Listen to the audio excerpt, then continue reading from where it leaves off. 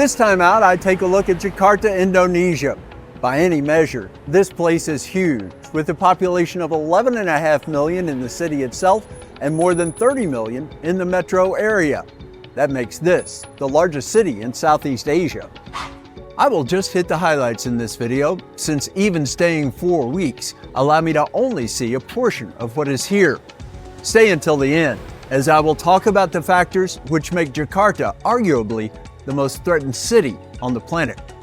First though, the good stuff. Checking out the city center might be the best way to experience a new place for the first time. In Jakarta, I know exactly when it's best to do that as well. Every Sunday morning from 6 until 11, the busiest streets are closed off, no traffic allowed. Walkers, runners, bikers arrive in large numbers to dominate the heart of the city. This is a very good activities, and also this is a very good venue for the people. They can walk freely on the street here. I've seen estimates that say more than 100,000 people show up every Sunday morning to take advantage of the streets being free of traffic. This was my first Sunday in Jakarta. What an introduction. This roundabout seemed to be the hub for the event, and it was the most crowded area. Extending from that, multi-lane divided streets were filled, people heading out on one side of the median, back on the other. For the full experience, it's important to get here early. I arrived a little bit before 8 and it was rocking. Now it's going on 10 o'clock and it is significantly quieter. This is not just a way for residents to get exercise. Numerous groups use the occasion to come together and in many cases support their cause. Mostly, those are limited efforts with a few dozen people, and it's just a small part of the larger mosaic. On this day, however, there was also a Free Palestine march that included hundreds, if not thousands, complete with signs and chants. Car Free Day is also a time for some to let their voices be heard.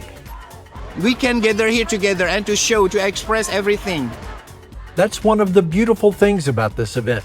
Each participant makes it what they want it to be. For me, this was such a great opportunity to take in all of the magnificent buildings in the city center. I could have never captured these angles and views of various skyscrapers with traffic filling the streets. There are so many tall buildings here. One list that I've seen shows over 50 structures that top out at more than 200 meters. That number expands, though, every year. This has one of the highest concentrations of skyscrapers in the world. With many of them being relatively new, it also creates a modern-looking and beautiful core area. This was my first experience with a weekly car-free day. I get the sense that the idea is growing and spreading. Jakarta is even experimenting with a car-free evening. It will be interesting to see if that takes hold, like the Sunday morning event has. What an amazing concept. Imagine that the officials where you live decided that the best use for the busiest street in the city was to close it down for 5 hours every Sunday morning. What would the impact be? I'm guessing that here in Jakarta, they never had an idea that it would be as successful as it has become. If I lived here, taking to the streets every Sunday morning would just be a part of my normal weekly routine. This began as a way to promote wellness, foster community, and reduce pollution. It's hard to say how successful it has been in those regards. Jakarta has long had some of the worst air quality on the planet, although I've read that there have been improvements over the past several years. I am wishful that this has an impact in one other way as well. I am still in the early days of my time here in Jakarta, and so far I've found that the city is not very pedestrian friendly. This doesn't make up for that, but hopefully what people see here will allow them to think that maybe they can make it a little bit easier for people to get around without a vehicle. This has been a weekly event here since 2012. You would refer to this area containing so many of the gleaming tall buildings, the central business district. To the north of that is the heart of the city. There's a huge park there called Merdeka Square. At its center is this iconic symbol of Jakarta. It's the National Monument, or as it is commonly known, Monas. This attracts a lot of attention, with tourists flocking the structure and residents drawn by the open space around it. The monument rises 137 meters and tops out with a glistening flame that is said to be coated by 32 kilograms of gold leaf. With nothing else around, it has quite an impact. The monument is a symbol of the struggle for independence and a tribute to the nation's unity. That is no small feat, as Indonesia consists of more than 17,000 separate islands and hundreds of different local languages. It is possible to go inside the monument where a museum is situated. I passed on that opportunity. The huge square is surrounded by government buildings and other important structures. To the west, one of those houses the National Museum of Indonesia. Exhibits here cover a wide range. That's prehistory through the modern era, and also everything from architecture, history, culture, ethnography, and more. I spent around an hour trying to see as much as possible, and I could have spent much more time than that. For a country that has in excess of 17,000 islands joined together under one flag, this is probably as complete a picture as you can get. This is said to be one of the finest museums in all of Southeast Asia. The group that runs it has preserved over 140,000 artifacts. Of note is this collection of stone statues. They come from ancient Java and Sumatra. This courtyard, lined on all sides with those stone statues, was among my favorite parts of the museum. To the northeast of that main square is this, the most prominent religious site in Jakarta. It is the Istiqlal Mosque. This opened in 1978, and from the ground outside, it is difficult to get a good view of the dome. The minaret, which is 66.66 meters tall, is separated a bit from the main building. This is the largest mosque in Southeast Asia and the 9th largest on the planet. That's very fitting, as Indonesia has a higher number of its residents identifying as Muslim than any other country in the world. Roughly 87% of Indonesia's population is Muslim, which adds up to around 231 million people. It is possible for non-Muslims to enter the mosque. To do so, it's necessary to join one of the free tours offered at the site. The main prayer hall has a minimalist feel to it, but it is not short on beauty. 12 columns covered in stainless steel support the dome that tops the hall, which is 45 meters in diameter. It's said that the prayer hall can hold over 60,000 worshipers, while the entire structure has a capacity of 200,000 people. Directly across the street from the mosque is the Jakarta Cathedral. Built in the neo-Gothic style, this place was consecrated in 1901. The full name here is the Church of Our Lady of the Assumption. This actually caught me by surprise. I wasn't expecting to find something as big and as grand here in Indonesia. For a moment, I thought I was back in Dublin. The closeness of the cathedral and Jakarta's main mosque is meant to show religious tolerance and harmony. There is supposedly an underground tunnel which connects the two sites. When I visited the cathedral, a wedding had just taken place. The bride and groom were still on site and posing for their photographs. The old city of Jakarta is a little farther north, closer to the Java Sea and South Pacific Ocean, but still not on the coast. The place to start your exploration there is Merdeka Square. This has been a focus of the community since the 1630s. On the day that I visited with my camera, the space was devoted to the beauty industry. Those coming for the expo could go from station to station, learning about products and techniques. The focus this weekend in the square is on beauty. I get the sense that every weekend there's probably a different subject and a big event right here in this space. So beauty this weekend. I keep waiting for them to ask me to leave. The square and many of the streets surrounding it are car-free every day of the week. That doesn't mean that Old Town can only be experienced on foot. Bicycles are for rent in numerous spots in the square. Seemingly everyone at some point grabbed one to take a spin around the area. It's the main activity on the square and all the streets around. Everyone on a brightly colored bike, and it looks like all of them are having the time of their lives. Young people love the freedom of pedaling around. For adults, it appeared that they relished the notion of being a kid again. The bikes created a spark, and the square was a much more lively sight because of them. The structures surrounding Fathahillah Square do not look Javanese at all. That, of course, is a result of Indonesia being under colonial rule for so many years.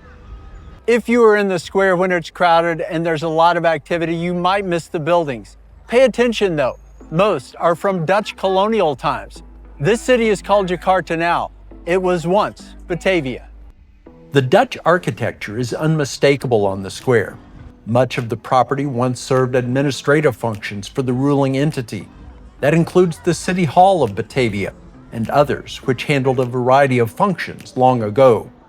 Some of those which have been restored now operate as museums where people can learn the history. The same architectural look and carnival-like feel that is present in the square extends over some of the other streets of Old Town. It is a kick to wander through the crowd and find the structures that were built during colonial times. You don't have to search strenuously, and you're really not looking that far back in time. Everywhere you look in the Old Town, there are Dutch influences, and that's very appropriate since the Dutch ruled here for 3.5 centuries. Indonesia claimed its independence in 1945. The Netherlands finally recognized that in 1949. That 4-year period comprised the Indonesian National Revolution. There were some battles and casualties, and ultimately, the Dutch calculated that holding on was too costly. On my visit to the square, I stopped into one of the historic buildings to grab a coffee drink. This is Cafe Batavia. It has operated in this location since the early 1990s. This is not so much about the drink, but about the place. Cafe Batavia is situated in the second oldest building on the square, and it is packed with history. For what it's worth, the pandan latte, quite good as well. At one point, this structure was the local headquarters of the Dutch East India Company. The 2-story mansion was erected in the 1830s. Much of the teak wood used on the second floor survives to this day.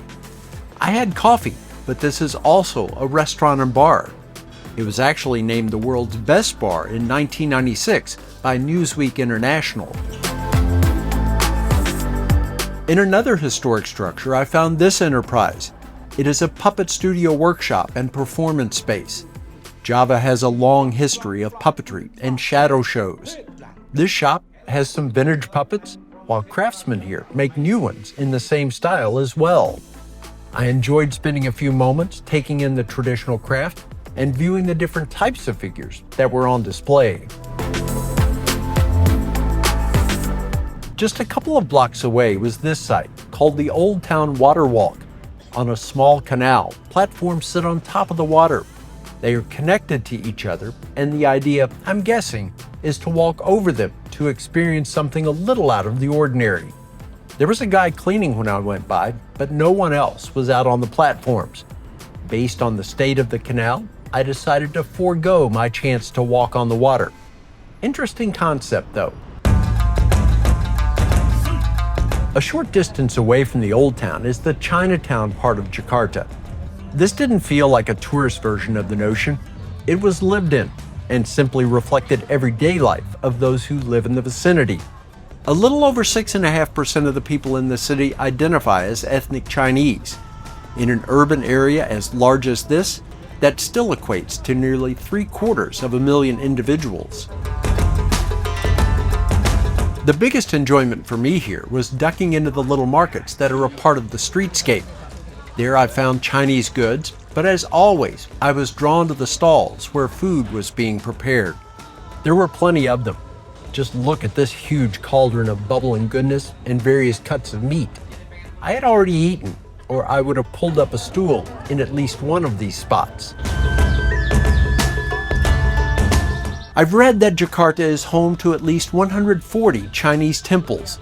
This one, situated in Chinatown, is said to be the oldest. It is the Dharma Bhakti Temple, and it dates to 1650. The original structure was destroyed, and this has been rebuilt and renovated over time.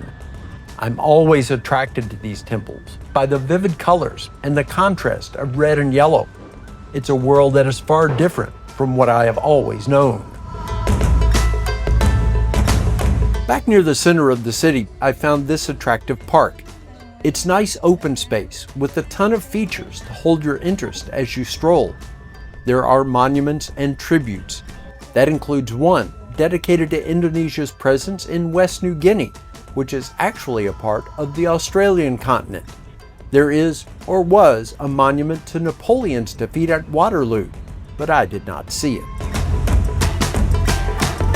Close by is the National Gallery of Indonesia, dedicated to art. I stopped in to see what I could learn about that. I did not receive a full education. I enjoyed what I was able to see, but there really wasn't a lot. The main exhibit, that's closed because of building renovation at this time. I still spent about half an hour taking in the work on the inside of two galleries. There are over 1,700 pieces within the gallery's collection from both Indonesian and foreign artists. While exploring this part of the city, I grabbed a plate from a street vendor. The dish is called kerak telur. Watching it come to life over the charcoal flame was mesmerizing. You can tell that this guy has made this item once or twice in the past. The base is made of rice, and in my case, a duck egg. The toppings are where the flavor lies. I have, among other things, shredded coconut and dried shrimp.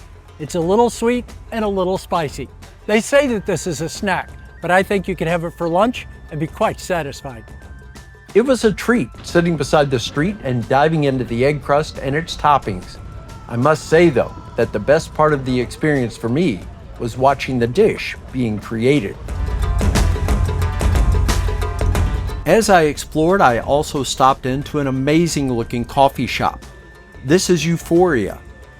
This is one of the specialty drinks here. It's called an iced orange latte. It's pretty much the same as every other latte. This one, however, uses brown sugar. Quite nice. Iced Aaron Latte is one of the coffee drinks that is most popular in Indonesia. It has a sweetness that is subtle, and the drink is well balanced.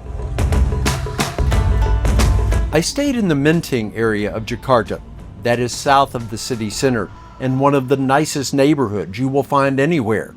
The most common description that I've seen for this place is leafy. That is most appropriate. There are some beautiful streets and gorgeous homes scattered through this part of the city. I stayed in an apartment situated in the Menteng Park condominium complex. There are 3 high-rise buildings clustered together, and the neighborhood is walkable from here. I thought the location was perfect. My morning walk was through the neighborhood, and I hit 3 parks along the route. Situ Lembang Park was the smallest of the 3, but its path circled a lake with a fountain. It was a popular spot for locals to get out and enjoy the fresh air. The largest of the parks was Menteng. It contained areas for playing all kinds of sports. The perimeter path was uneven in spots and obstructed in places too. It was not my favorite. Then there was Surapati Park. As in Goldilocks, this one was just right, sufficient in size and attractive in terms of the amenities. Of the 3 parks, this is my favorite. It has the most character and the most activity. The path around the exterior is a little more than a quarter mile long, and this is without a doubt the most beautiful. I would walk a different number of loops in each park to get in the distance that I wanted. This is where I spent the most time. Behind one of the parks is this school. It's officially State Elementary School Menteng No. 1. Why feature this? It's where former President Barack Obama attended for 3 years when he lived in Jakarta as a kid. He was known simply as Barry at the time. The school embraces its most famous student with a statue and other remembrances of the time that he spent there. I actually emailed President Obama to see if I could get him to send a short clip about what this school and what this city meant to him and how it shaped the person that he became. I did not hear back from him, but you miss 100% of the shots that you don't take. The school allowed me to enter one of the classrooms where today's students were putting in the work. On the board is a message that hasn't been erased from when the president made a visit. The kids were awesome, and I couldn't help but wonder which of them might be the next one to change the world. I was thrilled with the time that I spent in Jakarta. This megacity, though, is in danger. Many sources call it the most threatened on the planet. As if rising sea level wasn't enough, the land in some parts of the urban area is sinking at an alarming rate. Extraction of groundwater through illegal wells is causing subsidence of as much as 20 to 25 centimeters per year.